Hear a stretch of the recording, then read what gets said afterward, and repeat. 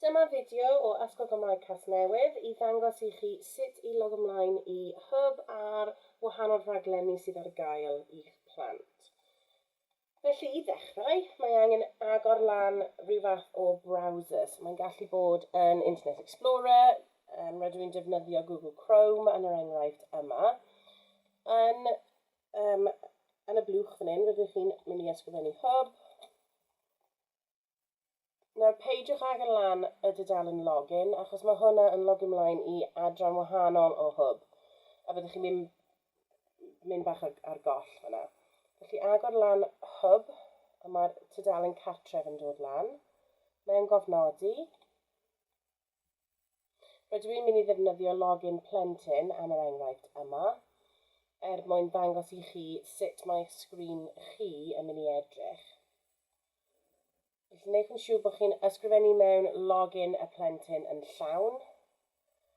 Mae angen yr @hubcymru.net ar y diwedd, a mae angen i'r username ar y dechrau fod yn union fel mae e ar bapur.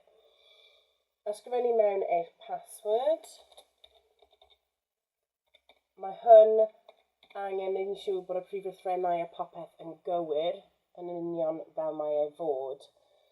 Neu fydd e ddim yn weithio. Sgrol ysgrifennu fe lawr, sign in, a dyma ni wedi mewnfofnodi, mae'n dangos yr enw eich plentyn ar y top.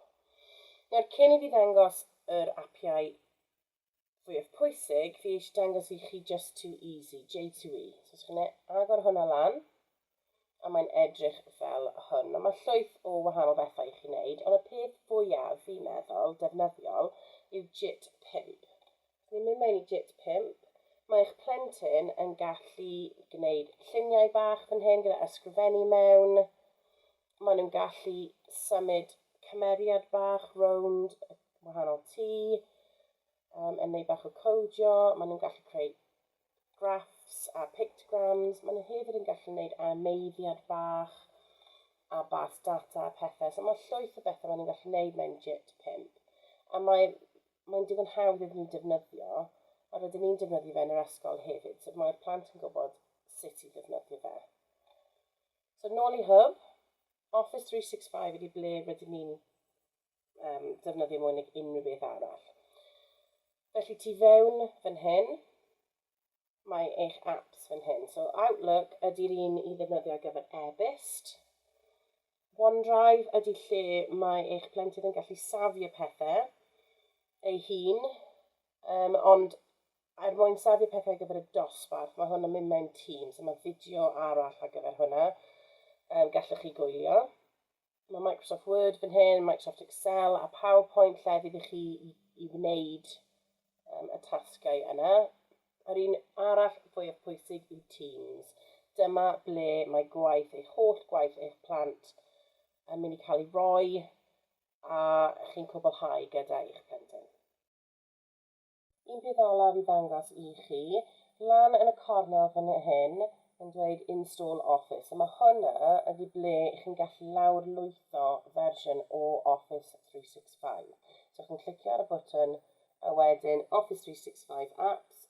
Bydd yn lawrlwytho fe ar eich cyfrifiadur. Ar ôl iddo cael ei gosod mas ar eich cyfrifiadur, bydd yn gofyn i chi am login.